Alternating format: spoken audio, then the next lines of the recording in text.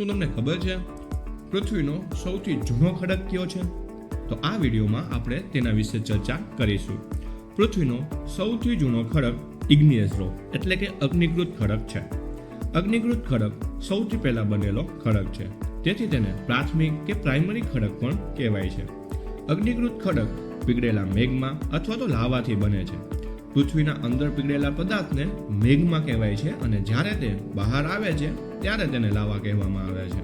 જ્યારે આ લાવા કે મેગ્મા ઠંડો પડી જાય છે ત્યારે આ ખડક બને છે. 95% અર્થક્રસ્ટનો ભાગ આ અગ્નિકૃત ખડકથી જ બનેલો છે. તેના બે પ્રકાર છે. પેલું છે ઇન્ટ્રુઝિવ અથવા તો પ્લુટોનિક, જેને આપણે અંતર્ગત અગ્નિકૃત ખડક કહીએ છીએ. મેગ્મા પૃથ્વીના અંદર જ ઠંડુ પડી જાય ત્યારે આ ખડક બને છે. ઠંડુ થવાની ક્રિયા ધીમી હોય છે, તેમજ તેમાં ક્રિસ્ટલ એટલે કે સ્ફટિક મોટા હોય છે. જેના એક્ઝામ્પલ છે ગ્રેનાઇટ, ગેબ્રો એન્ડ ડાયોરાઇટ.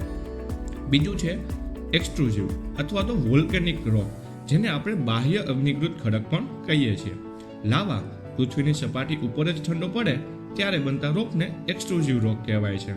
લાવાની ઠંડી થવાની પ્રક્રિયા ઝડપી હોય છે, તેમજ તેના ક્રિસ્ટલ નાના હોય છે. ઉદાહરણ તરીકે જોઈએ તો બેઝાલ્ટ અને પ્યુમિસ.